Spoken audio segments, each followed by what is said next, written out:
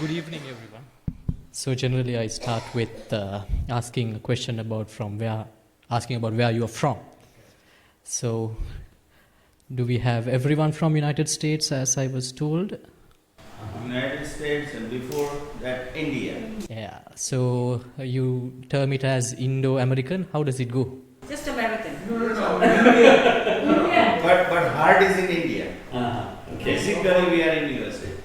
In America, we are called Indian American. Indian. If you say American Indian, That's the original American. people of America. Red Indians. Right.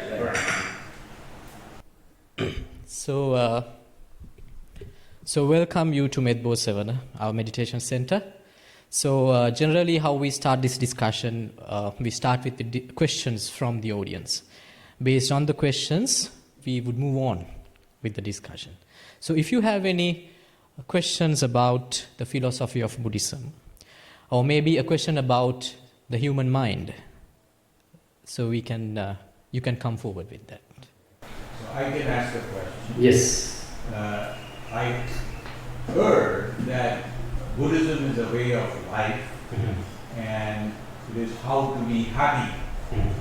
Okay, the ways to get happiness. On the other hand, I heard that you have to suffer in order to get nirvana. So which is the correct philosophy of Buddhism? The first understanding is totally right. And the second one is it is not right at all. Because as you're right, not only Buddhism, all the major religions are way of life. How to lead a happy life. It's not only Buddhism.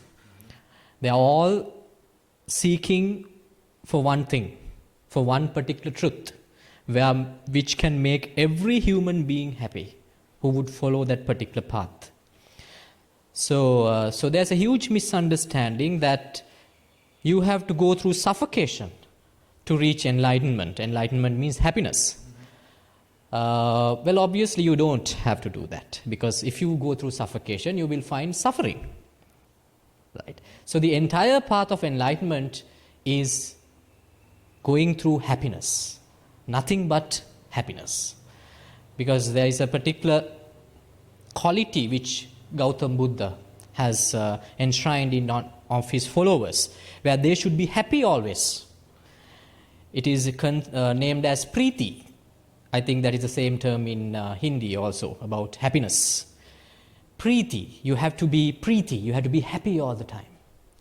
So if you cannot smile all the time, so if you cannot be happy with your life, you cannot reach enlightenment. So the path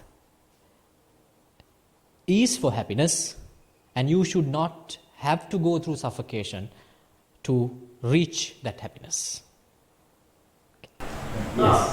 When we were in Tibet, we noticed people prostrating for, several hours doing that in order to get, to reach whatever level of happiness or nirvana or something. Yeah. Now, why do they have to do that? You said you don't have to suffer.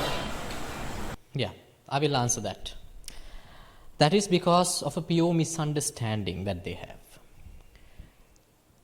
Happiness depends on the way you perceive things. It's totally mind-based. You have to deal with the mind. Your physical body cannot help you directly to reach that. Right? None of your activities would make you enlightened other than understanding your mind. Right? So people do a lot of activities as such, as like she told, they are doing yoga. They are doing certain, it's like a way of preaching. Yes, how do they do? They are offering their body to something, right? And they are doing stretching, and they fast themselves, and sometimes they detach themselves from luxuries, right? So they enter into a particular activity thinking that it would make them enlightened. It is not. What will make you enlightened is if you can understand more and more about your mind, you will be enlightened. You will get enlightened. Right? It is because that we have not given proper attention to our mind that we are suffering. We might have done a lot of research on science, research on mathematics, research on other subjects when we were schooling, when we are in universities, or maybe throughout our work, day-to-day work. But we have given a very less attention to our own mind. I don't think any one of us would naturally master the mind unless somebody might have guided you to do so. Right? So because of that less attention and less understanding that we have about our mind, we are suffering. So in Buddhism, there is no magic. And it doesn't talk about any offering. It doesn't talk about any chanting. It doesn't talk about any physical activities, basically. It talks about if you understand secrets of your own mind, not my mind, of your own mind, you will not be sad thereafter. So, but there are certain practices also involved in religion. There is a reason for that. Because when we ask someone, okay, what you have to do is to study your own mind, sometimes they feel a bit boring to do that. It's a very boring activity for some people. Right? They always ask us, can you tell us a way? Can you tell us an activity to reach this? So we know that none of these activities would make you enlightened, but because they are asking so, all the enlightened people have given particular activities to their followers to spend the life with a philosophy. The philosophy is understanding the mind. With all the activities that they are doing, they are observing their mind. Right? So Shiva, he was in India, one of the very earliest enlightened persons. The first one, as she says, maybe 40,000 years ago. So he said this philosophy that you have to study your mind, be mindful, right? But then the followers also asked, okay, it's a bit boring to live a life like this, so we need some activity. So he proposed yoga. But if you do yoga without observing your mind, you will never reach enlightenment. Because what will make you enlightened is doing research about your mind, not doing yoga. Right. So that is why all those activities are there. Now what you can see is the philosophy is lost, the activities are left. People are just doing activities for the sake of doing, without any understanding the purpose behind it. Right? Do you understand? That is the reason that you see those different practices all around the world. And meditation, how does that help you? Meditation, in our context, it's a 24/7 activity. It's not a practice that you do for a limited period of time where you keep your legs crossed and keep your palms like this and keep your eyes closed. No. That is not meditation in spirit. Meditation is being mindful. Right? If you are mindful about each and every activity which happens from the morning until you go to sleep, and even during your sleep, right? That is meditation. So if you follow the path that we are doing here at this center, what we are telling, educating people at this center, your entire life will be a meditation. You will never be able to wake up from that meditation. Right? What we do is we study the mind with day-to-day events. Even at this moment, with the comments that I get from the audience, with the questions that I get from the audience, with the behavior of the audience, I am vigilant about my mind. That is my meditation. I cannot stop it, even though I want it. Isn't it the best meditation under the sun? So you don't have to sit and just be, very silently. There is no one particular posture.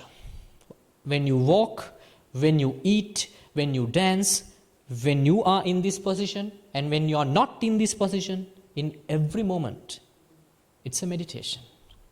If you are mindful about the mind. If you are mindful about the mind. We have to enjoy the moment, every moment. When you are mindful, you don't have to forcefully enjoy, you will definitely enjoy your life. Right? Why can't you enjoy the moment? Just tell me, why can't you enjoy the moment? You can't enjoy this moment at this moment if you dwell in your past. Or, that means if you're worried about your past incident. Or if you're afraid of a future incident. That means if your mind is traveling everywhere, you're not here. Then you can't enjoy this moment. That is the reason that you can't enjoy your life. Because you dwell in the past, or either you dwell in the future. You are worried about something which has happened in the past, or you're afraid of something which is going to happen in the future. That means we don't have to think. Sorry? That means that we don't have to think. No, that is not. We should not give values to what we are thinking. Nobody can stay without thinking. Either you are suffering from dementia or something. Right? You know, actually you have to get into a coma. I don't know whether even a coma patient they think or not. Right? We are not going to make you a vegetable. We are not going to make you a dead, walking dead. Right? You're living and you're enjoying. How do you do this? Now, today I received a Viber message from one of our followers. She's a very young girl, about 21 years old. She always complains about things happening to her in her life. She's worried. She's reading for her first degree in IT, and she's worried whether she could go through the 4 years. She's worried whether she would fail. Right? And she's worried that her mother is scolding her all the time. And she's worried that her English is not good. And she's worried for many reasons. And her text messages are so long, I really can't read those. Right? Now, what are all these things that she's complaining about? She's thinking. She's thinking on and on and on and on again. It's okay to think, but you have to understand these are just thoughts. It has no real value. Now you have your you have your husband behind. He carries a real value in person for you. Right? You have your neighbors, you have your friends, you have me, you have this center, you have this cushion, you have this breeze, you have this environment to give value and to enjoy. But the thoughts, what the hell? Does it carry any value? Those are just thoughts. They're just coming and they're just going. So what's the problem with the thoughts? There is no problem with thoughts. The problem is that we do evaluation for thoughts. Now we get a thought about someone else's child. We don't give much value to it. Then we get a thought about what my son might have eaten today. Then we give an extra value to it. Even though you are worried about what he eats today or not. Does that make any difference? Now you're here. Now you're here. That is the simplest thing that she can't understand. That is why she's texting all her thoughts. That those long messages are her thoughts. A list of her thoughts. So I just simply replied without reading anything. Those are just thoughts. Do not give much attention to that. That's it. So you can think whatever you want, but don't give value to it.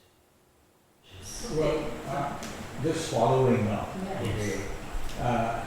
You're saying don't think about the future. And, don't. So, the thing is, if I don't worry about the future, let's say, I'm not worrying that I will get a heart attack or get diabetes or whatever, in that. So if I don't worry, then I will just eat anything, so high sugar, a lot of carbohydrates, a lot of meat, red meat, which will give me cholesterol, and that will not be good. So I should worry about the future, because then I will take action to reduce my cholesterol, so don't eat red meat, reduce my sugar, so I keep away from high carbohydrate diet, right? So that will help me lead a healthy life, because I am worried about the future. If I don't worry about the future, I will just eat anything. I get the point. I'm glad that you followed up with the question, because then I actually got that I can analyze whether you have understood what I have said or not, right? So I'm glad that you followed up with the question. So the first thing, you made a mistake of what I said. I didn't say you don't have to think about the future.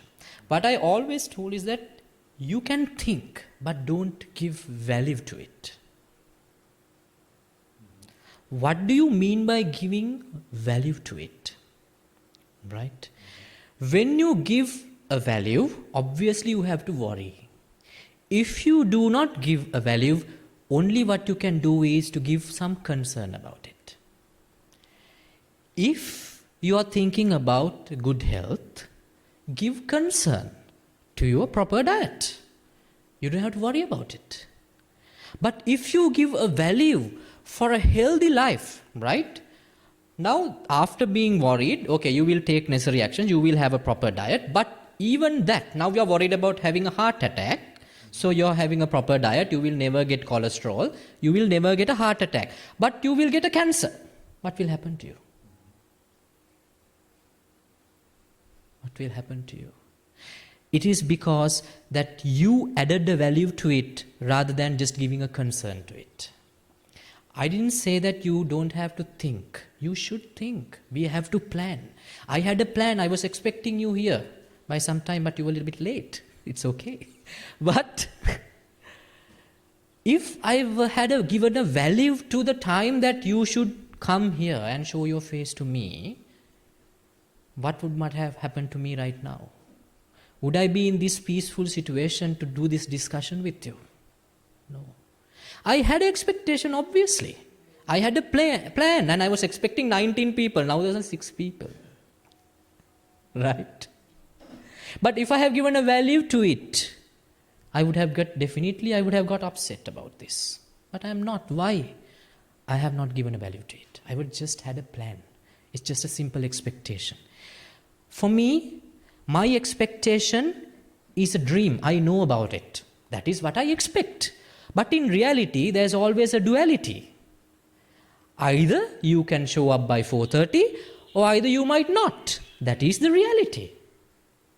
I know, I am aware about both the situations. But I had an expectation.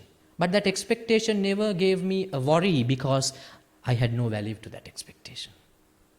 So you should have an expectation about a proper, healthy life. But don't give a value to it. If you give a value to it, a stress will develop. And if something unexpected thing happens, you will definitely suffer. Because it doesn't matter how much of healthy food that you eat, whether you're a smoker or non-smoker, you know what happens in this world, right? Now in my school, there was a man, he was an old boy, he was known as smoker because he smokes all the day. Even during his school tenure, he was a teacher, he was smoking, then he was working in the old boys union and he was smoking inside that. He was given a separate chamber with a vacuum something, exhaust fan to smoke. He died peacefully after living for 98 years. No cancer. Right? But I'm not promoting smoking, right? There are scientific evidences that if you smoke, you will get cancer. There is a possibility that you can get cancer, but it is not all the time. It is not applicable in all the cases, right? So we don't know what happens, but we expect things to happen like this. But when we have expectations, we should not give much value to it, because that is just a dream that we have inside our mind. In reality, there is always a duality. Our expectation can go right, or either our expectation can go wrong. You should expect both extremes. That is what I am doing. That is something that I understood by observing my mind. My mind always creates expectations. Expectations of I should be always, people should say good things about me, right? They should give credits to me. When I do a discussion, they should say, you're a good preacher. Oh, that was a brilliant discussion. My God, I was overwhelmed. Those are the expectations that my mind creates. But I have understood something by my spiritual practice. In reality, there's a duality. Half of you might praise me, half of you might blame. I know that. That is how we do.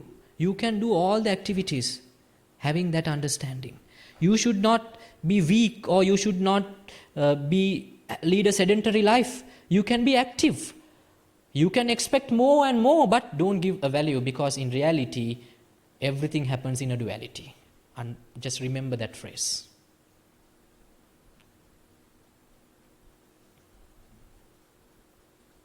That is how I manage my body. I'm in a good shape, right? I don't go to the gym, so I always try to manage with my food. So how did Buddhism come to Sri Lanka? Buddhism, there is no such thing as Buddhism coming to Sri Lanka. Buddhism is everywhere. Buddhism is not a right of one particular clan. It isn't owned by any particular race or any particular nation to come or to be exported or to be imported to another country. If you are mindful about your mind, you're a Buddhist, you're a Christian, you're an Islamic, you're a Hindu. You can label it according to your demography, according to the background that you were brought up, but you are one of them. So don't give, those labels are irrelevant. Nobody can bring Buddhism here, or nobody can take Buddhism from here. It is a seed inside our mind. No, but somebody had to come, like it was started in India and then went to China and all these other. Yeah. Culturally, they say that during King Dharmashoka's period, yes, King Ashoka's period, it was brought here. But from the evidence, archaeological evidence, even prior to King Ashoka's period, Buddhism has been here in Sri Lanka, been practiced, but in a very minor scale.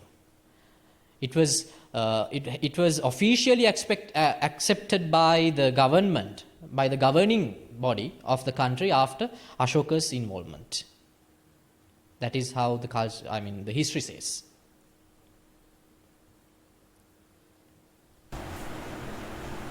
So I see a lot more Buddhists here in this country than, I wasn't expecting to see that many. Yeah, I think 70% of the country are Buddhists. Yes. And they say 70%, but I don't believe that. Buddhism is not a label. 70% of Sri Lankans are Buddhist by birth, but you will never become a Buddhist by birth. Right? If you don't understand this way of life, you are not a Buddhist. If you do not understand the way of Christianity, you are not a Christian. That is how the philosophy goes. You can call yourself an Indian or a Sri Lankan by birth. That is how the race and nationality goes. But a philosophy, it's a philosophy. You have to believe that philosophy. You have to practice that. Not believe, you have to practice that. And you have to understand that. Then, if so, you're a Buddhist or you're a Christian or you're a Hindu. Otherwise, you're none. So what do you actually teach?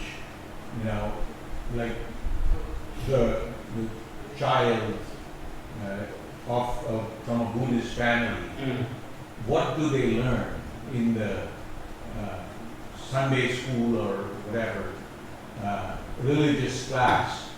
What do they learn? If I talk about myself, I was teaching children before, but now I have understood there is no use of doing that. Somebody needs to understand the value of leading a happy life only if they are suffering. But children, I rarely see them suffering in their life. They are crying because they don't have food or something, right? But they are not suffering. So they don't need such a practice. So what I do is I let the kids to grow until the time they reach that the suffocation would start. And when the suffering starts, how does the suffering starts? They will develop a lot of expectations inside their mind. Now, if you look at an infant, they don't have any expectations even about their next day breakfast. They don't know what they are going to be fed with. They don't know, right? I mean, they might have a very minor expectation about being hungry, that they want to go to the toilet or whatever. Those are little expectations. But eventually when you grow, what happened to you? The society implanted expectations inside you and they told you to give values to it. Okay, you have to be a doctor, you have to be an engineer, you have to be so, and you have to be rich, and you have to have a family, you have to raise kids.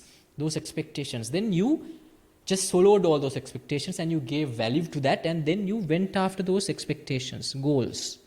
Then what has happened to you right now? Can you smile like a kid? Like the age that you were 5 or 6?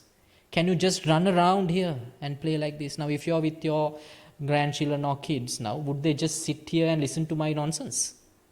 No. They would just play. They would just smile. They would just do whatever they want. They are so free. But we can't do that. Why? Because we have started suffocation, the point of suffocation. Why? We have had a lot of expectations and we have given a lot of value to those expectations. Now, half of the expectations have not come true. I mean, not half, maybe the majority out of it.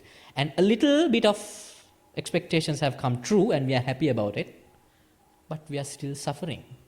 That is why people are searching for a spiritual relief. But children, they are not. So there should not be a spiritual start from that stage. They have to enjoy the life.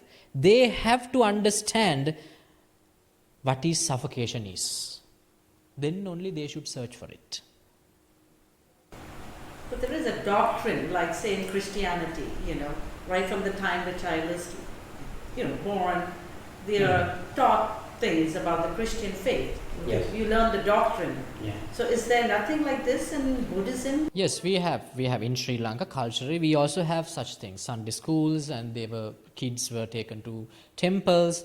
But it's a culture. There is no philosophical reason for that. They're doing it because for the sake of doing it, right? My parents took me to the temple because they were taken to the temple by my grandparents to the temple. Nothing more than that. They don't know that there is a philosophy which is underlying here, and even the monks who were there did not know about the philosophy, that we should tell them about the philosophy. Rarely, a handful of people would understand this, that there is nothing about ritualistic here, there's nothing about offering things here. This is a spiritual understanding, this is a mind-based game where you have to do is to understand your mind. Only a handful of people would know this. So they are doing it for the sake of doing it. I'm not criticizing it. That is our culture now. That is our culture. I know in India that is your culture. And in a Christian country, taking their kids to the church, it's their culture. I'm not criticizing it. It has a cultural aspect, but there is no philosophical value behind. It's not a culture, it's the religion. Yeah, a religious culture. Religion has become a culture. Religion, yes, you can call it a religion, which I identify it as a culture as well.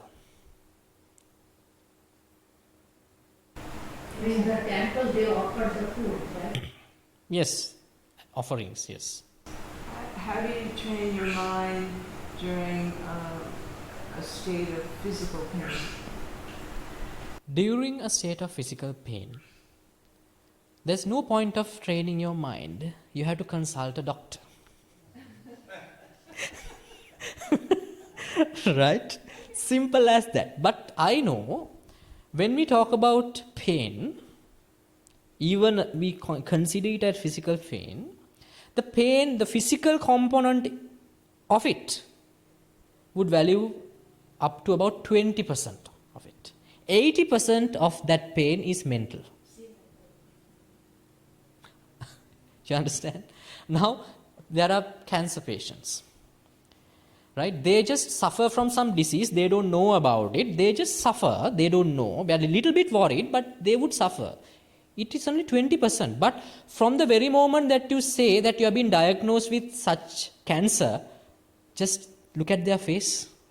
How much of increment of suffocation that you can see from that body and from the face? 80% accumulated by the mental component. I can address that. But I cannot address that 20% actual pain, where you have to consult a doctor. That 80%, yes, I can address. How do I address it? He is worried now because of the cancer. Why? He had an expectation, or she had an expectation, she should never suffer from a cancer. That was expectation. It's okay to have that very humble and simple expectation.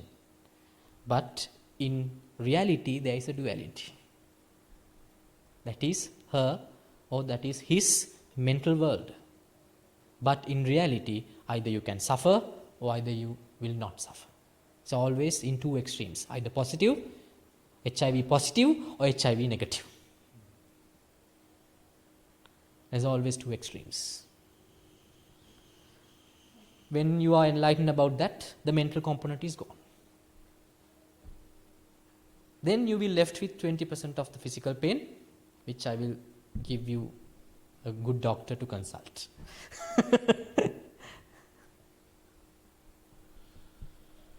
Okay, so what are the fundamental principles of Buddhism? There are 4 fundamental principles of Buddhism. First, you have to understand that you have a problem. That is the first thing.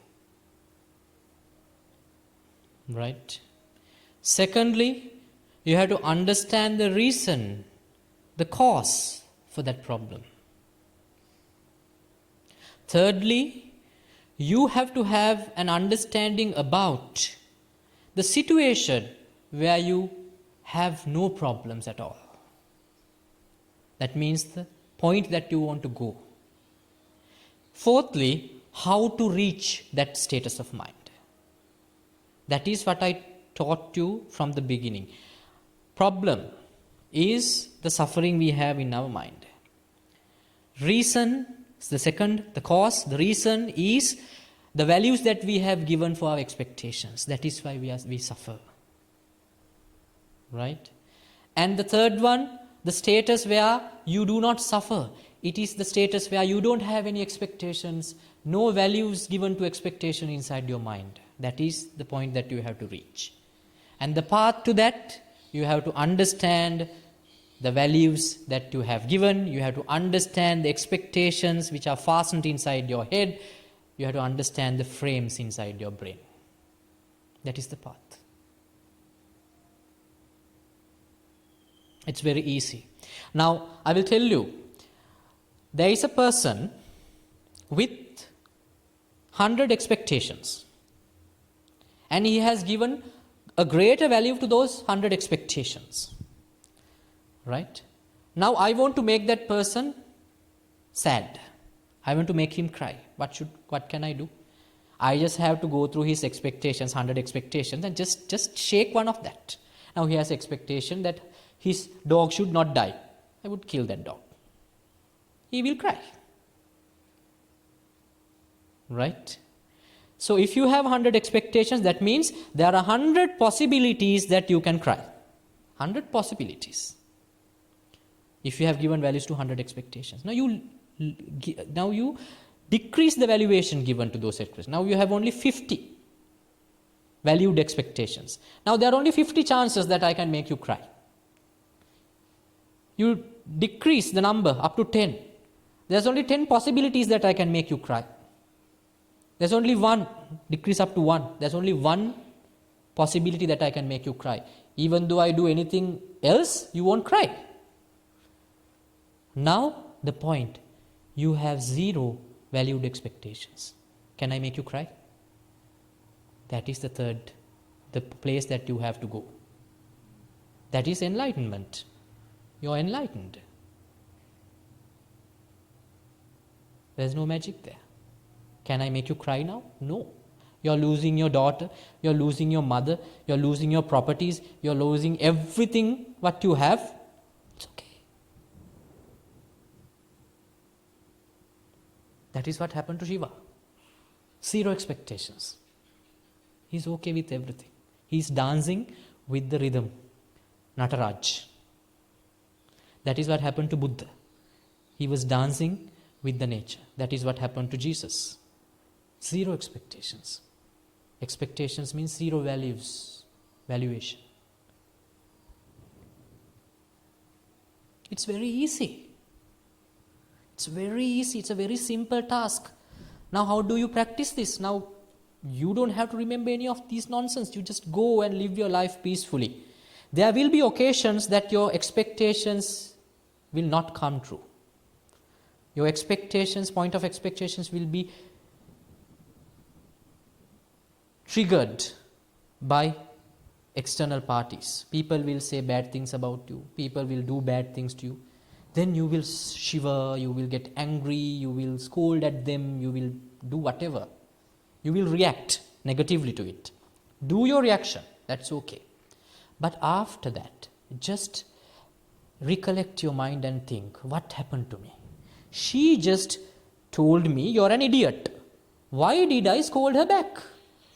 Why did I make that all drama in front of that crowd in the party? Because the simple word that she told me, you're an idiot. Have you been told like that in a party? Now we are doing the practice, spiritual practice.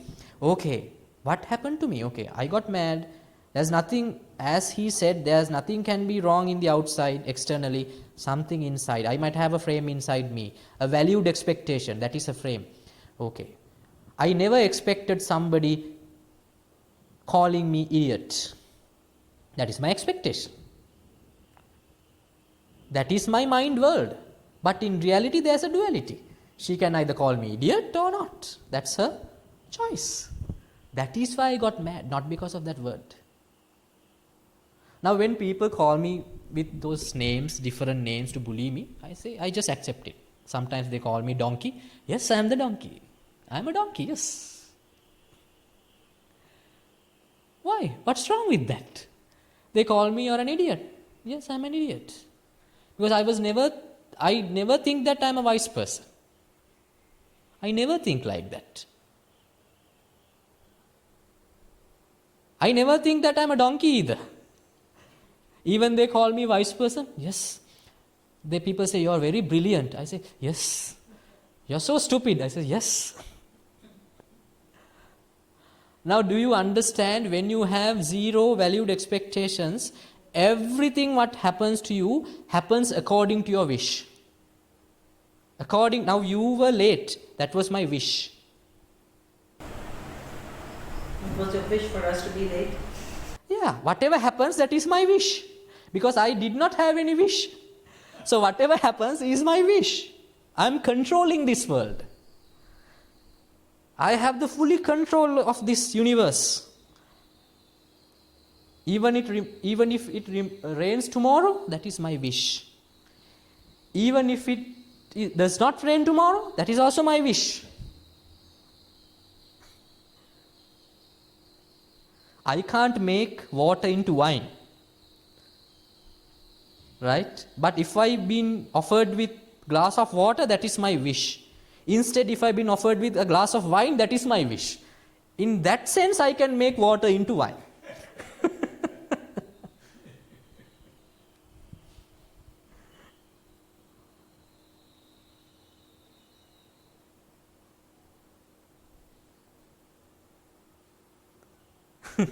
Nobody can make me cry.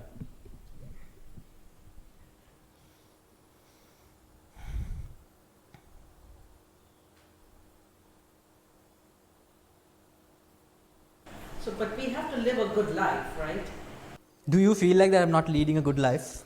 No, I'm saying to be, Yes. we have to live a good life. Yes. We can abuse or, us, whatever, enjoy too much or have too much of, gluttony or whatever, that takes away from living a good life. I mean, that you can do bad things to others. Is that what you're meaning? What do you mean Well, I mean, we shouldn't be abusing our bodies and minds by, drinking too much alcohol or, having... I agree with that. Definitely. No, that was just an example. If somebody offered me wine, it's just an example. Right? You have to take the things in its context, okay? It was just an example, right? The meaning of that is that don't take it in the literal context. What I meant by that is that whatever happens in my life right now and even in the future is something that I wish, because I have no expectation regarding what should happen in the next moment. Right? That is the way to live a happy life. If you can find another way of live a happy life, just let me know. I would come and I would listen to you and I would learn that from you. Definitely. So you are saying life is possible without expectation? Not without expectations, not giving values to those expectations. You should have expectations. Don't give the value to that. Yes. What do you mean by giving value to expectations? That means now if we have one expectation, I told you in reality there is a duality. That means either it can go right, either it can go wrong. But what happens when we have given a value to expectation, we just take one side of it, just positive side of it. That means we just grab that part. We forget about the negative side. That means we have given a value. Sometimes we give the value to the negative side. Right? Likewise, that sometimes you think, I should pass a particular examination. Right? So that means you have been attached to the positive result of it. Sometimes you can think, I should never get cancer. That means you are attached to the negative of it. So you can get attached, you can give value to either positive or negative, according to your choice. What I say is that it's okay to have expectation, but in the very moment you give a higher value to one, either positive or the negative, there is a possibility that you can suffer with the result. Right? So your mind will always create expectations. It will never stop. So you have to be an observer all the time. It's like your mind will be a scanning machine sometimes after. Every thought will be scanned. What is the expectation? What is the value I have given? If I have that value, I know what is going to happen to me. So you're aware about the both extremes, the positive and the negative. So the result, you know what is going to happen. Whatever it happens, you're okay. Right? So then how do you live your life? It's okay. Now if you have expectation to have a successful business, you have to plan. You have to daily do whatever you have to do for the day. Right? You have to do the marketing, you have to allocate your profit, whatever. But the result, you always know, either I can gain profit or either I can lose. Because that is the point that your suffocation happens. Now you are not suffering every moment in your life, no. You are not crying 24/7, right? Even though you lose somebody, you can't cry all day, right? There's a point that you can't cry because you're fed up with that. Positive expectation is good. Expectations, there's nothing wrong with expectation, but if you give a higher value to the positive expectation, then there is something wrong. Right? Nobody would do a business to lose. Right? So expectation is a profit. But you have to understand that if in the very moment when you understand that there are two results all the time, you can't give a value to one part. Because you know that now. But you're working towards the positive expectation. Because people now, they are trained to work with valued expectations. Now even when we say that there is another way to work, they can't understand it. But it can be done. That is how we build this center. This center is it's huge. It's about 25 acres. We have planted cinnamon. We have planted coconut. We have tea cultivation. And we can accommodate more than 150 people here. Right? And we have residentially, we have 30 people every day. So we run this place. No, if you are always thinking negative expectation, you can not build a house, at least a house. So how can you build 5-story buildings there? That is how do we do that? We have a positive expectation, but we have not given a value to it. If someday, if all these buildings collapse, we are okay with it. You can do like this. So this is the best way to do business. How come this can be the best way to do business? Because your biological energy will get wasted if you invest that energy for worries. Now you're worry free. Now you have saved a lot of energy which would otherwise be wasted. Now you can invest that extra energy to your practice, your business. What will happen? Your efficiency will grow. Right. So if somebody is following this, if he enters into a spiritual practice, either if he totally disengage from his lay life, and if he enters into if he allocate majority of his time to the spiritual practice, he would definitely going to get enlightened. If he lead a lay life, he will get enlightened eventually, and also if he is doing something, he will be successful in that. He should be successful in that.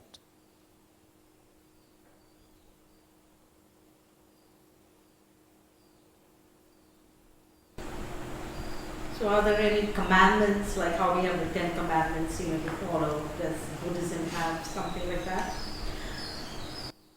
Culturally, they have developed a lot of commandments. But in gist, there is only one commandment which Buddha has preached. That is, if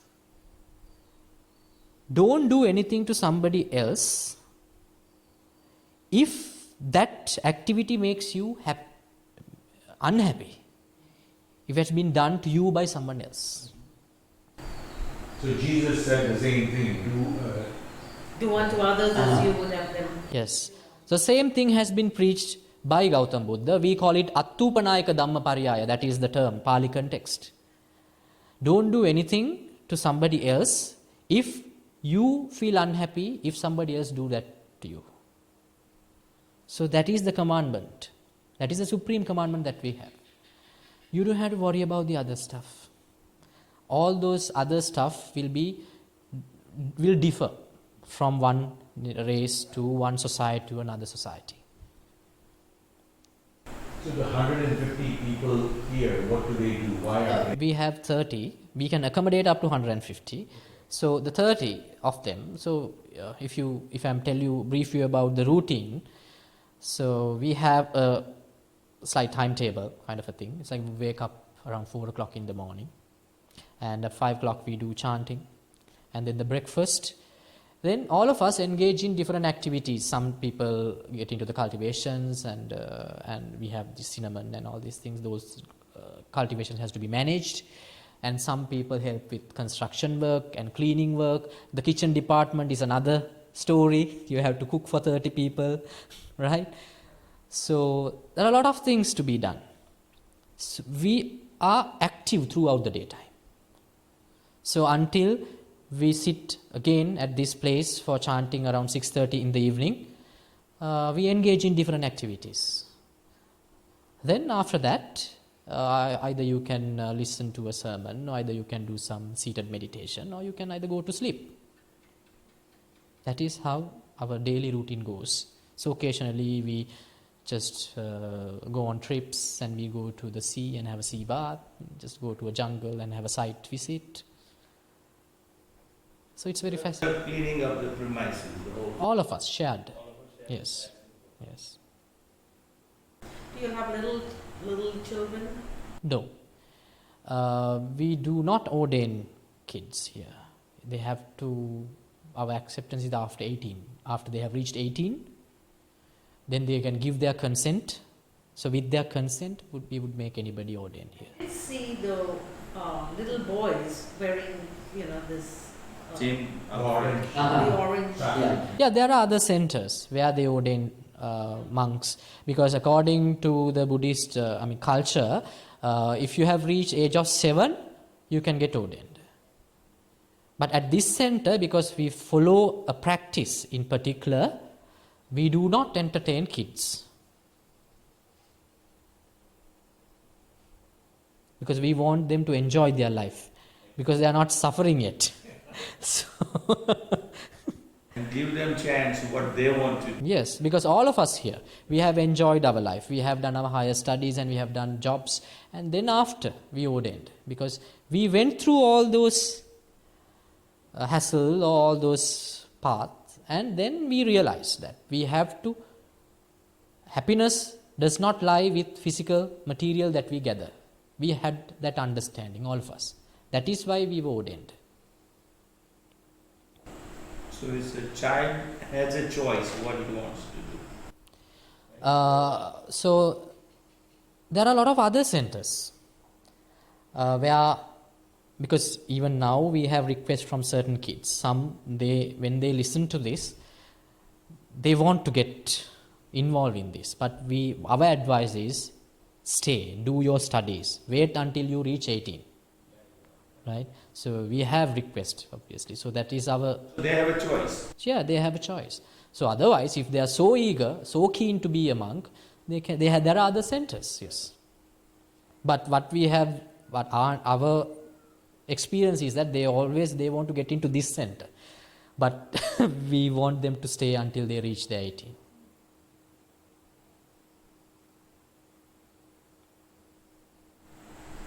But you have on certain days, you have people come here for meditation or from outside the...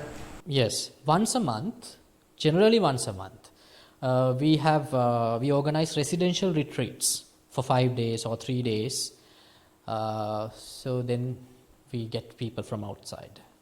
Or even if not, if they have listened to our sermons, if they are familiar with the method that we practice, that means observing the mind, we let them stay here, even without having a proper organized meditation session. They can get involved in our routine and stay here for a couple of days.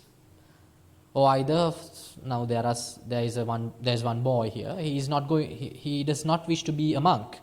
He want to stay here as a layman. We allow that as long as they get into our routine. How the word came out, monk. What is the meaning of the monk, if you describe that? Yeah. The term monk, just because you're wearing a robe, just because you have shaven your hair, you won't become a monk.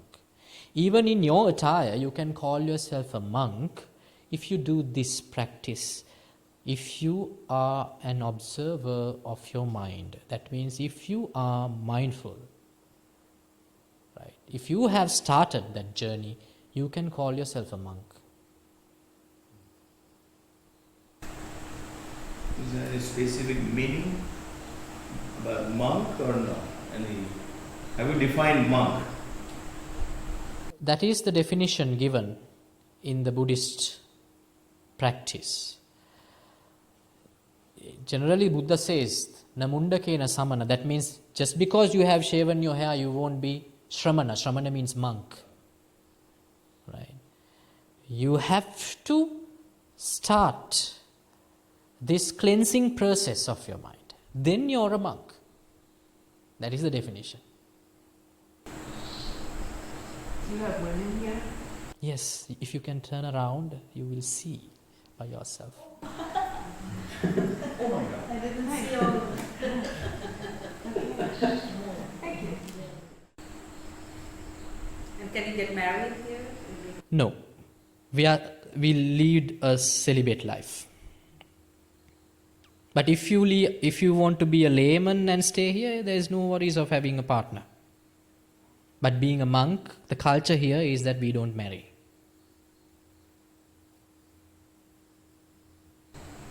So once a month you have, you said 2 days retreat. What do you do during those 2 days?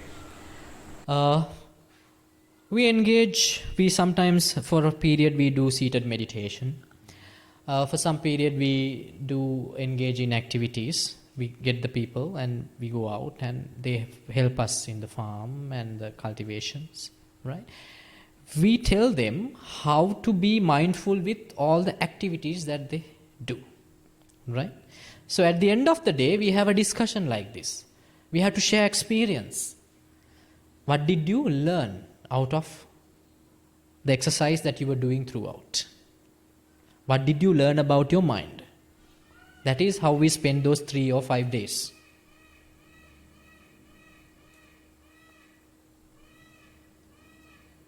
That's a peacock. Yeah. We have a lot of peacocks here.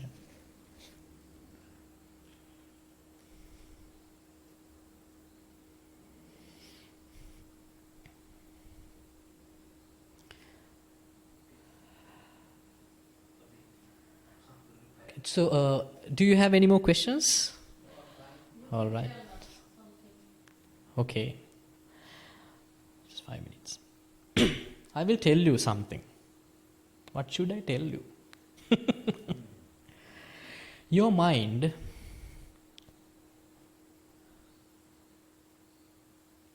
has gone mad about you. I mean, so upset because of the less attention that you have given to your mind. Your mind was your only friend, which was with you from your birth and which will stay with you until you die. But to that friend, to that lifelong partner, you have not given any attention. But if you do not give attention to your husband, what will happen in your family? There will be problems. Ultimately, people get a divorce. But the problem here is that you cannot get divorced from your mind. The repercussion is stress, anxiety, depression.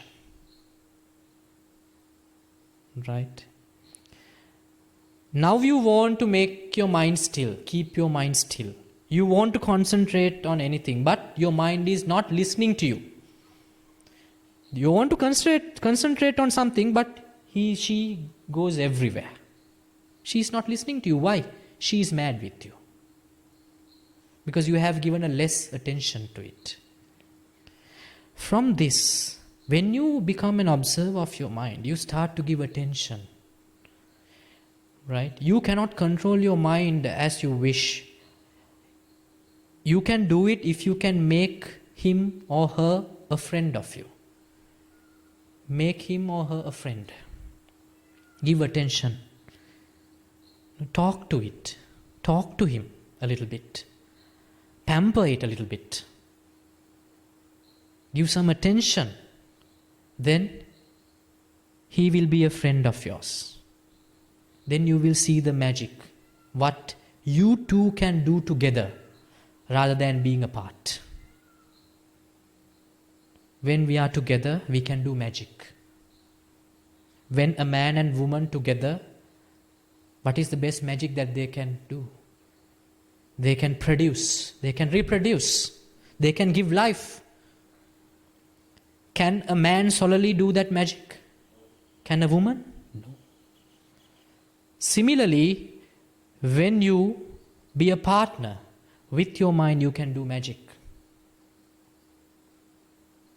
You will definitely see it. But for that, give some attention to your mind. Giving attention means understand all the behaviors she can perform.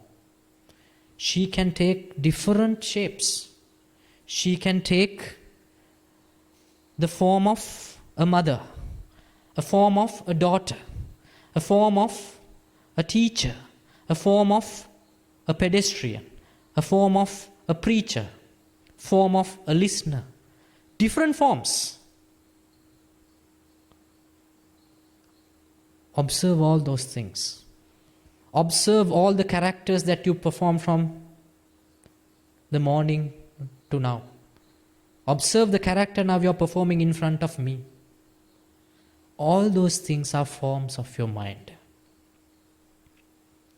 It can take many forms. If it's like water. If you put water into a glass in this shape, it will take this shape. If you put it into a bottle, it will take the shape of the bottle. Right?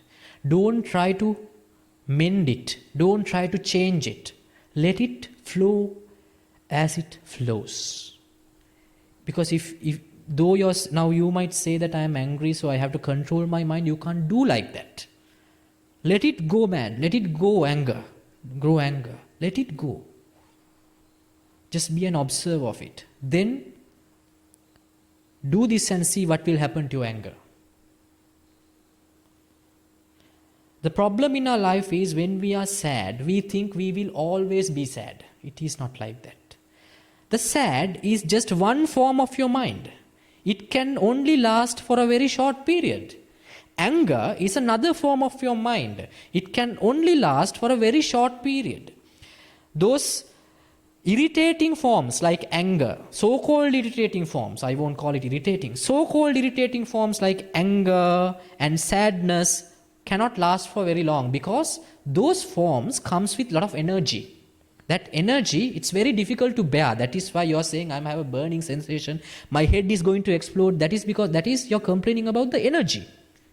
That energy cannot stay for very long. That is why anger only lasts for a very short period.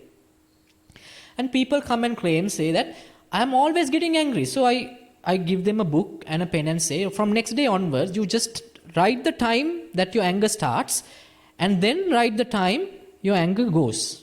Just 5 minutes. For 24 hours, just 5 minutes. And you're depressed. They say, I am depressed. You're depressed only for 5 minutes out of 24 hours. And they complain, I am depressed. I have depression. No, you don't have depression. Why? But we think that depression lasts for long. Anger lasts for long. Why? We have given a higher value to that form and given a lesser value for our peaceful times. Just think about the time that you were peaceful. Give a value to that also. Why do you only give value to your anger? All these problems comes with valuation. Not only with expectations, even with your feelings. If you give a value to one particular feeling, you will suffer because of that. Because you cannot keep one feeling throughout the day. Mind is always changing. Now you have seen these patients in intensive care, where they have plugged ECG machines, and in the machine you can see a green line with all these ups and downs. All with ups and downs. What does that mean that if the machine flows with ups and downs? It says that man is alive. But what happens if there's a straight line? The man is dead. So if you want to keep one form of your feeling throughout the day, that means you're dead. If you are alive, it should be up and down. Up and down. And people, I don't know why they are so worried about it. They are worried for the fact that they are alive. So we don't teach much. We just enlighten them. My God, don't worry about it. You are alive. If your pulses doesn't go like that, you're dead. So be happy about it.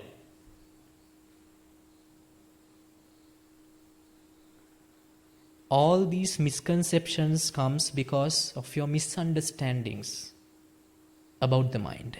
Those misunderstandings are there because of your less attention to your very old friend. So give some attention to that friend.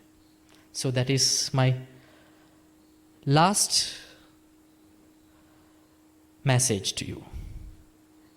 And also, we do these kind of discussions with groups like you.